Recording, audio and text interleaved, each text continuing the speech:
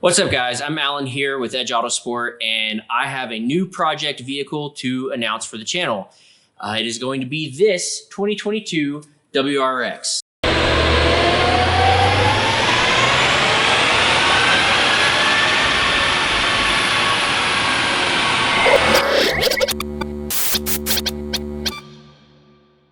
That's right, we are getting into the VB chassis of the WRX. I've been playing with it now for a couple of months and really enjoying it so far. And I just wanted to give you guys an update as to where it's at right now and what we're doing with it. So to start off, for those of you that don't know, the biggest differences between this, the VB chassis, and the previous generation VA chassis is we have a new engine, and it's the FA24 DIT. So it is a 2.4 liter FA as opposed to the previous generation's 2-liter FA. And what that gives you is a lot more grunt down low and a lot more capability when you start turning up the boost. So as you can probably see from my dirty engine bay, this car is still completely stock. We have not modified anything on the car.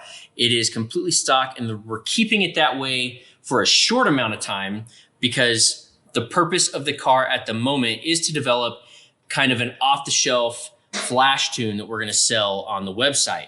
And so that is what I've been doing for the last couple of months, is going through and one, getting more power and torque out of it, and two, making sure that the drivability is perfect and trying to see if we can get a little bit better gas mileage also. So I really want our flash tune to be able to be driven anywhere in the country and run on potentially low quality fuel. So to go over the process of what I've been doing with the car for the last couple of months, I bought the car in December, drove it around stock for a couple of weeks, got an access port, did some testing with the access port on the street, got it on the dyno, ran baseline tests on the dyno, ran baseline Cobb Stage 0, ran baseline Cobb Stage 1 91 octane, and then I started playing with it myself and got to a number and a setup that I was comfortable with in the tune.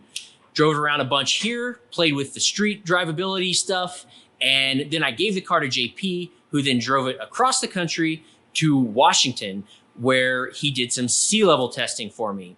We did back and forth stuff there, street testing. Then, thank you English Racing, we got to use their dyno to do a remote dyno tune essentially, where we got some sea level dyno numbers and some sea level data, and I've been able to use all of that to put together this map. Okay, so let's talk numbers. I want to start with the dyno at English Racing and what we did there. And these are corrected numbers, by the way, correcting to lower the power because it's at sea level and the conditions are apparently pretty good. So it's pulling 7% off the top of what we actually made. So the stock numbers, 220 to 225 foot-pounds of torque, really nice flat torque curve. You can see here this orange line. And we had a peak of 233 horsepower. For Cobb, we had a peak of around 262 foot-pounds of torque and a peak of around 250 horsepower. And as you can see, still nice flat torque curve. And we're basically just adding about 40 foot-pounds of torque to the whole curve, at least through 5,000 RPM. And then for our numbers that we were able to achieve with the custom tune and what will be available as a flash tune at edgeautosport.com, we had 351 foot-pounds of torque and a peak of 280 wheel horsepower. I'm pretty happy with the gains we have here. As you can see, that torque curve is massive compared to the Cobb and especially the stock torque curves. After doing all that at sea level, brought the car back here and we've got it back on the dyno, and I've been doing some pulls today to just tweak a few things, fine tune a few things. I've been doing a lot of stuff on the street recently, trying to work on gas mileage and stuff. And we ended up, for our high altitude tune, we came in with our corrected number of 365 foot-pounds of torque and 287 horsepower. Next, I wanted to show you guys some ethanol tuning, but we're not gonna be able to do that today because I filled up last week, and despite driving it a bunch between last Saturday and today, Thursday, I've only managed to burn off 1/8 of a tank of gas. And so I don't have room to blend to the ethanol blend that I want to do. So I guess you could call that failing successfully. So we'll save an ethanol tune for another video in the future. So make sure you subscribe to our channel, as there's going to be a lot more content for the WRX. So all that I've showed you today is kind of our conservative starting point, really.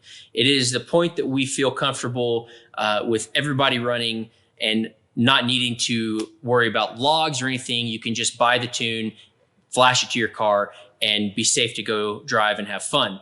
If you are looking for more, there is more on the table. We did not get everything out of the car to provide this map.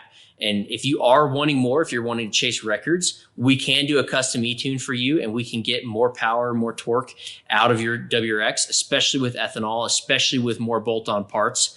And so be sure to check out edgeautosport.com for your custom e-tuning needs, as well as if you're just looking for a flash tune, you could have your choice either way.